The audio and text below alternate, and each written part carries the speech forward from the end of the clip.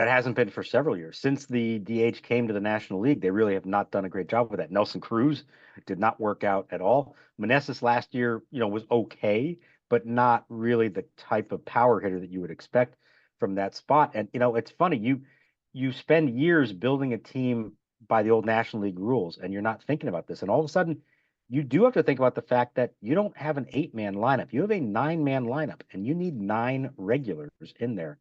And the lineup they've assembled and the options they have for the DH spot really have not come through in a manner that you would think you would need to have in the big leagues at this time. Now, again, a lot of their guys are struggling, and if you know hitters start performing the way they're supposed to, maybe you can spread the DH at bats around, and so it's not always the same ones.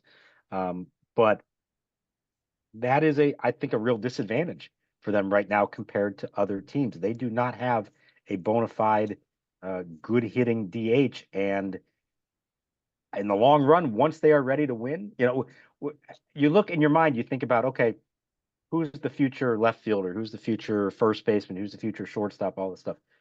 We don't ever talk about who's the future DH on this team. You just kind of forget about that, or just assume, well, they'll have someone who takes on that role.